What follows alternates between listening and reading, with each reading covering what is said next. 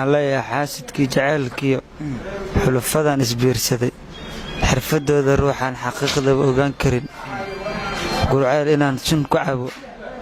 gabadhiina aan waayo miyuu xaalku marayaa reer gurceele waxaan idin leeyahay ii kaco jacaylkayga ii hergeliya halkani waa gurceel waa meel nuucyo badan isla markaana jacaylka kucaan ah waxaa halkan yimid wiil Soomaaliyeed isla markaana ka yimid magaalada Muqdisho gabar uu jeclaana halkan ugu yimid markii uu gabadhan u yimid ay gabadhii ku daadisay kadibna waxa uu qurquriyay sun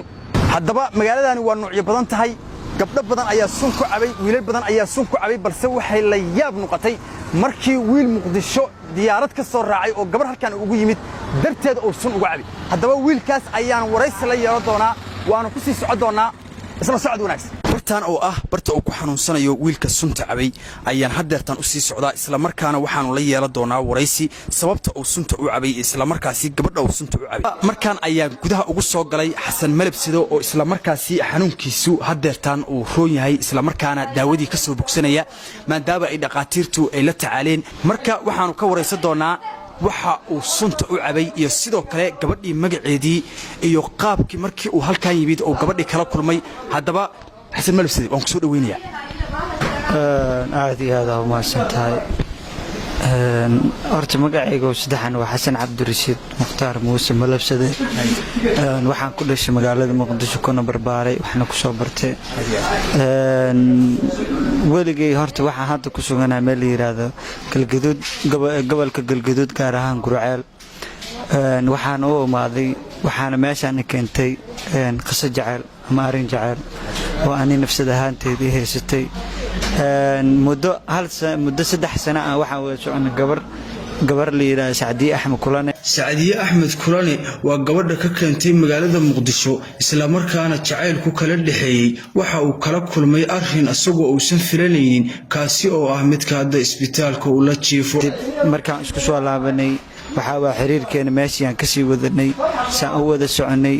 ugu dambeyn waxa go'aan ku gaar inaan imaado gobolka maadaama aysan imaan karin oo aniga aan ka fududahay inaan gobolka ugu imaado kadib aan familkeeda la hadlo oo aan macnaha aan gabadha meesha aan ka soo wato oo aan nolosheeda meesha aan ku dhistaan meeshaan u imaaday muddo 3 maalin ka hor aan laboorkan waxa ka soo degay Gurceel aan Muqdisho ka soo ambabaxay marka meeshaan imaaday aan gabadhii waxa waay aan kulannay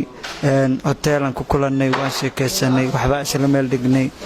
markaan wax isla meel dhignay aan wixii aan isku fahnay ilaahi amarkiis aan kala tagnay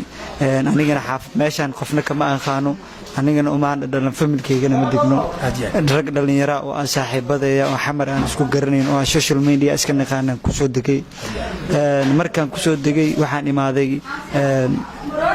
habeenada kamid ah aan subaxdii aan ku balansanayn inaan familkeeda u tagno ay message soo qortay oo message-ka oo waxa waa dadkana way arki karaan waxay ugu tiri maxaa la yiraahdaa ani adiga nolol ma wada wadaagi karno ama familkeyga qof oo reer Muqdisho nolol lama wadaagaysid camal ay ugu yiraahdeen waxa ay u soo qortay qoraal dheer kaasi ay ugu sheegaysay in uusan u qalminin qoraalkaasi aad ayuu uga argagaxay waxa ayna ku tiri aniga iima qalmatid aniga oo u dhixi kara wiil walaalkay ama ana adeerkay nin shisheeyana ima qaado sidaas ay ku tiri Saadiyo kadibna halkaasi ayuu ka niyad jabay ugu tiri maxaa la yiraahdaa ani adiga nolol ma wada wadaagi karno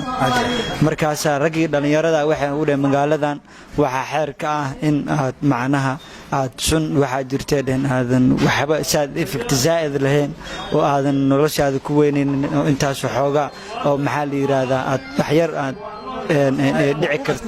waxaan aad ku dareemi kartid markii qoraalkaasi dheer ay u soo qortay Saadiye oo ay ku sheegaysa Xasan in ay sarrabinin ayay saaxiibadiisii kula taliyeen in ay tahay kaliya sababta uu ku heli karo Saadiye ama uu ku haran karo in uu sun cabo marka dhalinyaro aad halkan ku timid oo halkan aad ugu soo degtay isla markaana gabadha iyo aad waxaas kula ogaay markii gabadhii ay isla markaasi ku nacday ama ay ku tiriniyo nolol kula wadaag maayo bay kugula taliyeen sunta intaasi kadib suntii marka ma iyaga ku keenay mise adiga soo gatay oo tagay meel lagu gado aniga suntii ayaga ay keeneen aniga ma aqaan meel lagu gado aan waxba liisiya caana ku darsada caana geel markaas aan cabay markaas aniga miir igu dambeysay anoo hadda inta jiifo muddo dhan 24 saac meeshan jiiftaa liigu dhahay marka gabadhii hadda markii aad sunta cabtay gabadhii ma ku maqashay oo gabadhii ma ka warqabtaa maadaama aad iyada darteed sunta u cabtay wallaahi kolley horta dhallinyaradii aniga welina waxba raggii igu dhowaa un garabkayga taagnaa oo isbitaalka ay keenay weli waxna maanan weydiisan qofka koowaada is aragno ama la kulmo oo aan isla sheekaysano waa adiga walaalkii waxaan ku weydiinaynaa magaaladan dad badan ayaa sun horay uga cabay wiilal iyo gabdho ayaa jacayl darteed sun u cabay adigu markii ay gabadhii aad jecleed aad meeshaan ugu timid dhallinyaradiina isla markaa ay kugula taliyeen inaad sun cabto suntuna halista ay leedahay ayaad og tahay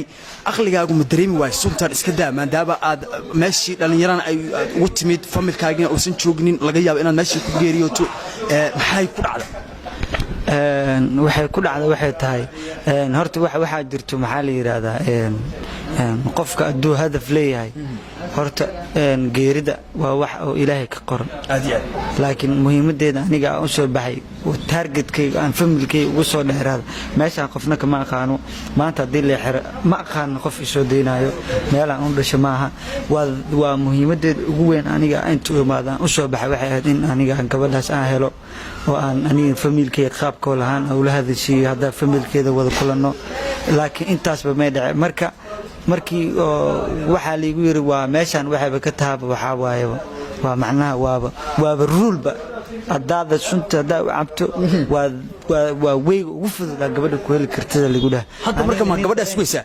of course nin dareen jacayl haya ahaa daas waayana sunta u cabay waa jacayl waalan haddaba waxaan rajaynaynaa in gabadhaasi uu helo wiilkaani isla markaani sunta halkaasi ku cabay ugu dambayntii waxa uu garab iyo gargaar weydiistay reer Gurceel waxauna ku soo afjiray gabay oo ku ammaanayo Sacdiyo isla markaana uu leeyahay Sacdiyo iga soo gaar waan ku jeclahay gabaygan oo sida tan u dhigmayo raadino oo maadaama anagu aanan ka warqabin arrinkan hadda aan la kulannay markii aan ku nimidna aad waxyaabaha nooga sheekayday gabadhii waan raadi doonaa insha Allah waxaan rajaynaynaa inaan gabadhaasi aad maadaama ay darteed sun u cabtay isla markaana aad rajaynayso inaad hesho anaguna ka shaqeynay si aad u heli lahayd waa maasantiin waxaan leeyahay xaasidkii jacaylkiyo